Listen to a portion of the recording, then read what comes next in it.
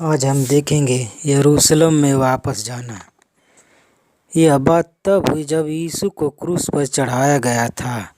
यह आपके लिए और मेरे लिए सुसमाचार है, लेकिन चेलों के लिए बहुत ही घबराने वाली बात थी, क्योंकि मसीहा क्या करेगा उनके लिए अलग बात थी।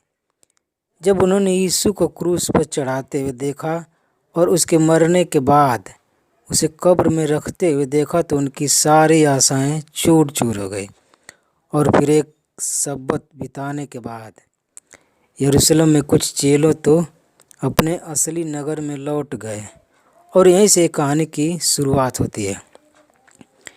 लूका 24:13 में उसी दिन उनमें से 2 जन इमाउस नामक एक गांव की ओर जा रहे थे, जो यरूशलेम से कोई 7 मील की दूरी पर था।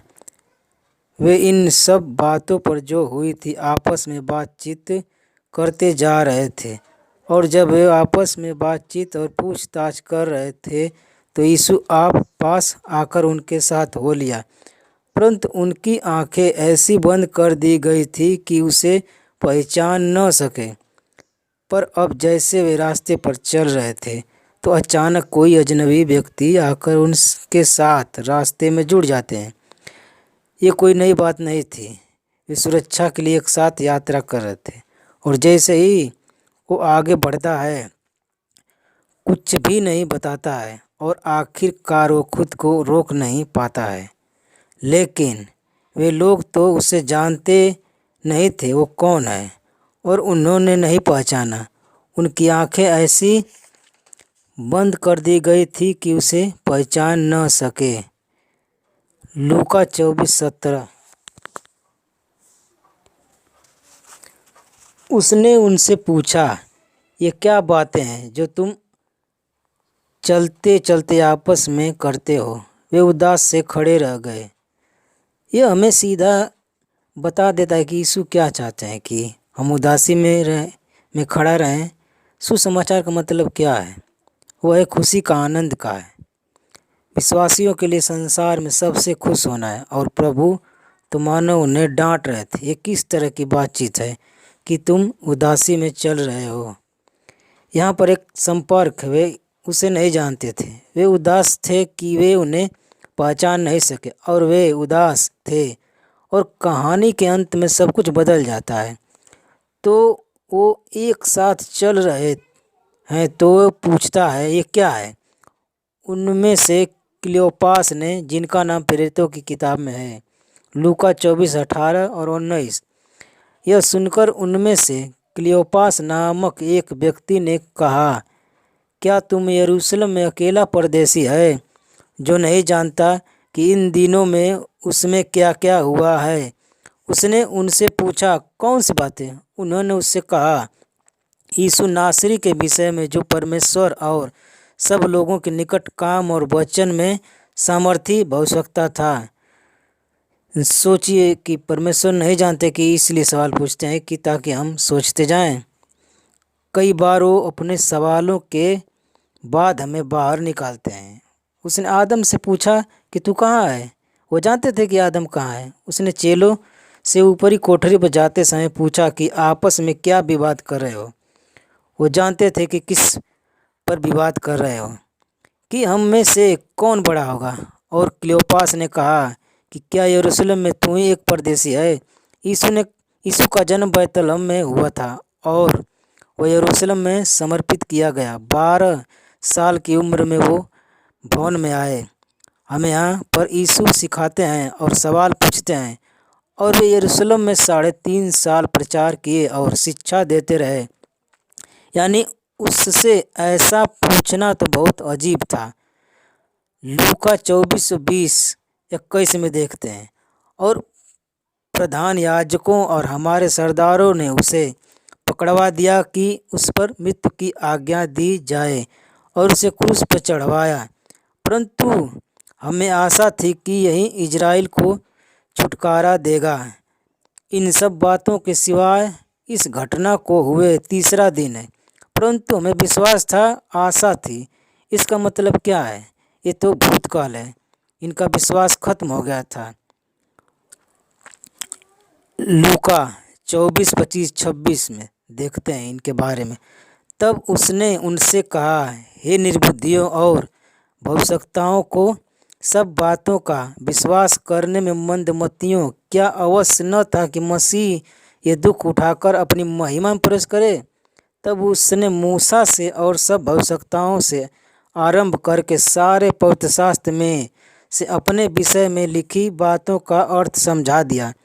यानी उस समय बाइबल का कितना भाग लिखा गया था? केवल पुराना नियम। तो उसने सब पुराने नियम से समझा दिया। पुराना नियम तो हमें यीशु को दर्शाता है। हम बाइबल पढ़ते हैं कि अब्राहम जब 6वें दिन जो सो जाता है तब उसकी आंखें खुल जाती है, तब उसकी पत्नी आ जाती है। यीशु हफ्ते के 6वें दिन क्रूस पर चढ़ाया गया। उसने कहा पूरा हुआ और वो सो गया, उसकी आंखें खुल गई और कलीसिया का जन्म हुआ। जब हम बाइबल में पढ़ते हैं तो जब अब्राहम इसहाक के साथ पहाड़ पर चढ़ता है तो लकड़ी होती है और इसहाक ने पूछा, पिताजी हमारे पास लकड़ी है और जलाने वाले सारे साधन हैं, पर मेमना कहाँ है? और अब्राहम ने कहा, मेरे बेटे परमेश्वर अपने लिए मेमने का प्रबंध करेंगे। इसहाक तो अब्राहम का बेटा था, वो बलिदान होने के लिए तैयार था पहाड़ पर। और इससे पहले कि वो उसे छुरा मारे और स्वर्गदूत उसे रोक देता है और उसे दिखाता है कि वो मेढ़ा फंसा हुआ था, वो अपने सींग से झाड़ी में फंस चुका था। यह मेढ़ा कटीली झाड़ी में फंस चुका था। यह तो मत्ती को दर्शाता है। जब हम बाइबल में सिमसोन को पढ़ते हैं कि जो खड़ा है वो कहता है मुझे मरने दे, और फिर वह अपने हाथ से जोर लगाता है और दागोन के भवन को गिरा देता है। वो परमेश्वर के लोगों को बचा लेता है। वो मत्ती को दर्शाता है। हम बाइबल में किसी भविष्यवक्ता के बारे में पढ़ सकते हैं, चाहे गिदोन के बारे में या गिदोन के बारे में, चाहे एस्तेर के बारे में। यह हमें यीशु के बारे में बताता है। यहाँ पर देखें तो बाइबल बहुत ही अद्भुत किताब है।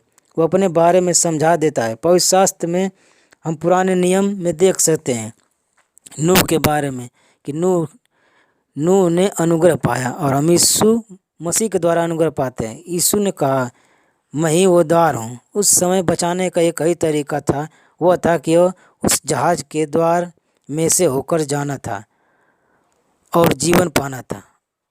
और हम आज यीशु से जीवन पाते हैं। और उस समय सुलेमान राजा था, बुद्धिमान था, और इस समय यीशु बुद्धिमान और महायाजक है। जिस तरह से सुलेमान से सिंहासन छीनने के लिए युद्ध हुआ और यीशु से भी सिंहासन छीनने का युद्ध शुरू हुआ।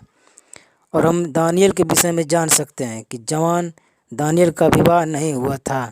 आप विश्वास करें, और बाइबल हमें बताती है दानियल के पीछे भेदिए थे, उसमें गलती ढूंढ रहे थे कि राजा उसे पूरे प्रांत पर प्रधान बनाने वाला था। वे हर समय उसके पीछे रहते थे। क्या यीशु के पीछे कोई था? बाइबल हमें बताती है कि वहाँ वो लोग एक नियम बनाया और उन्होंने दानियल पर आरोप लगाया कि वो हमारे देश का कानून तोड़ रहा है। ये तो झूठा आरोप लगाया था। दानियल परमेश्वर के साथ इनकार के बदले जान देने के लिए तैयार था। और यहाँ यीशु ने कहा, मेरी इच्छा नहीं पर तेरी इच्छा पूरी हो। यीशु ने प्रार्थना किया गतसमनी के बाग में, और उसे क्रूस पर चढ़ाया गया और उसे कब्र में ले गए। उस पर सरकारी मुहर लगाई गई, लेकिन शैतान उसे वहाँ पर नहीं रख पाया। दानियल सिंह की गुफा में रखा गया, लेकिन यीशु जीवित हो उठे। बाइबल कहते शैतान गरजते हुए सिंह के नाए घूमता है कि किसको पाए और फाड़ खाए, और वहाँ दानियल को नहीं रख पाए। शैतान भी यीशु को नहीं रख पाना। आमीन। बाइबल के कुछ और कहानी है, जैसे यूसुफ के बारे में। वो तो लाडला बेटा था एक प्राचीन पिता का। परमेश्वर के दिनों को हम प्राचीन कहते हैं। वो उसे खास वस्त्र देता है। वो भाइयों की भलाई देखने के लिए आया। उसके भाई खो गए थे। उसके पिता ने उसके खोए हुए भाइयों को खोजने के लिए भेजा, और परमेश्वर ने यीशु को भेजा कि खोए हुओं को उद्धार दे। उन्होंने उसे लेकर गड्ढे में डाल दिया। यीशु को कब्र में रखा गया। चांदी के उन्होंने गुलाम होने के लिए उसे बेच दिया। ये बात सच है कि यूसुफ को 20 सिक्कों में बेचा गया और यीशु को 30 सिक्कों के लिए। आप लोग कहेंगे कि चांदी के सिक्के फिट नहीं होता।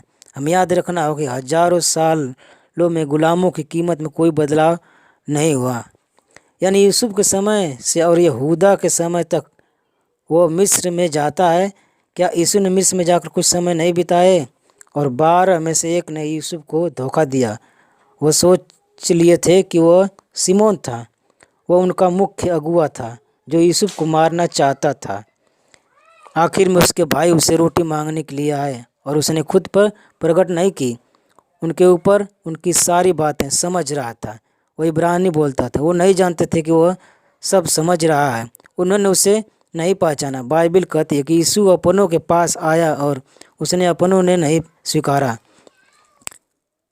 और इमाउस की कहानी में यीशु साथ चल रहा था, उन्होंने उसे नहीं पहचाना। और बाइबल कहती है वो उसे परखता है।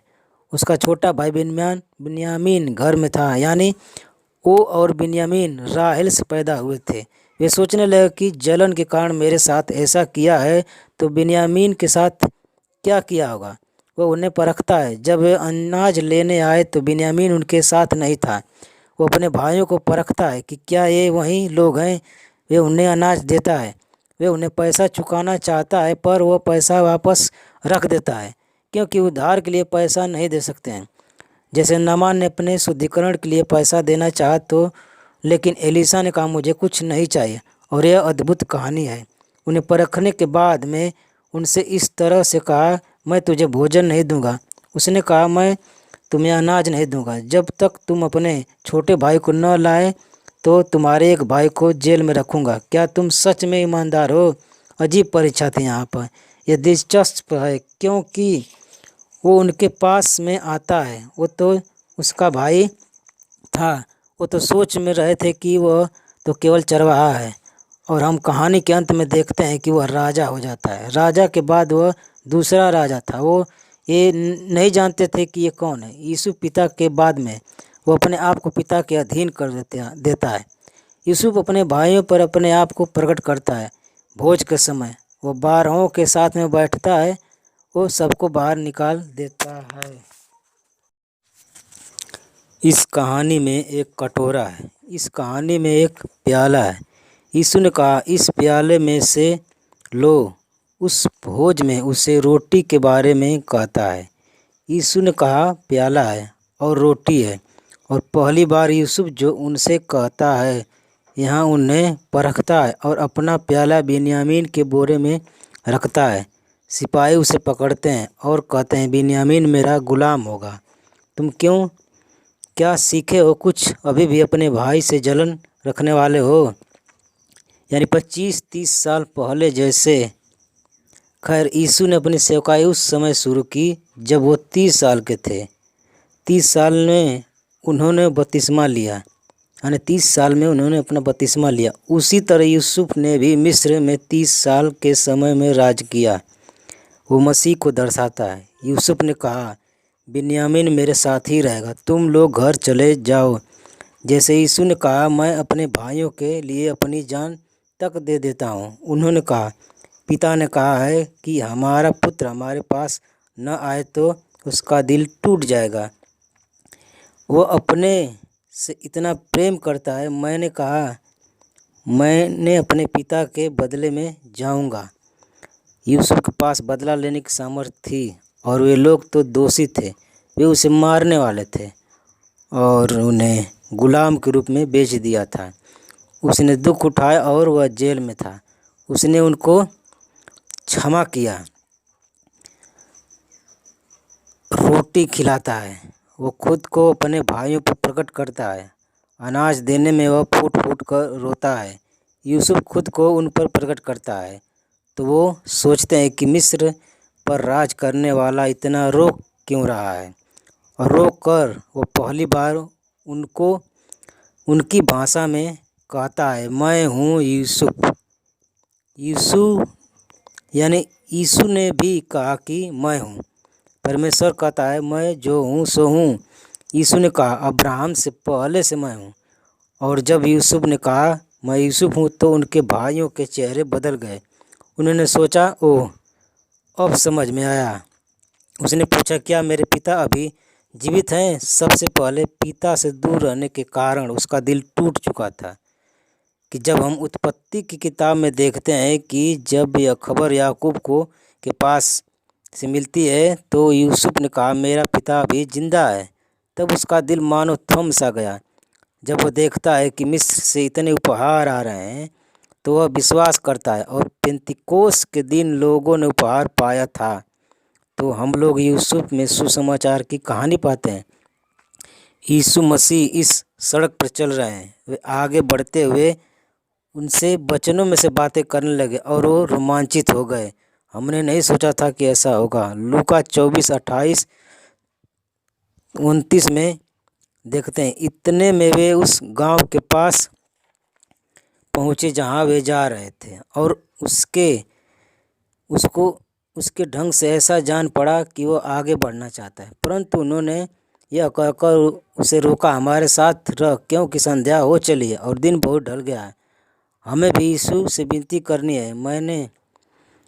हमने अपने दिल को यीशु को आने का न्योता देना है। लूका 24:30 में देखते हैं, जब उसके साथ भोजन करने बैठा तो उसने रोटी लेकर धन्यवाद किया और उसे तोड़कर उनको देने लगा। उसने प्रार्थना की जो आखिरी रात उसने की थी। जब उन्होंने रोटी तोड़ी तो उनकी आंखें खुल गई। तब उन्होंने पहचान लिया वह रोटी तोड़ने में जाना गया, और खुद को प्रकट करने के बाद वह गायब हो जाता है, क्योंकि वह चाहता था कि वह रोटी तोड़ने के द्वारा उसे जाने। क्योंकि वह कहता है कि बिना देखे विश्वास करने वाले धन है, और वह खुद को रोक नहीं पाता। 7 मील चलते हुए वापस आए। यरूशलेम में अमाउस की ओर जा रहे थे, यानी शांति के शहर से गर्म पानी में जा रहे थे। यीशु गर्म पानी से बचाते हैं। अमाउस को अर्थात गर्म स्थान कहते हैं, और शांति के नगर में लौट आते हैं, और वे जान गए कि यीशु जीवित है। वे रोटी तोड़ने में जाने गए। लूका 24:36 में देखते हैं कि ये बातें कह ही रहे थे कि वो आया, आप ही उनके बीच में आ खड़ा हुआ और उनसे कहा तुम्हें शांति मिले। अमाउस के मार्ग में वे कब आए? जब वे यीशु के बारे में बातें कर रहे थे तब आए।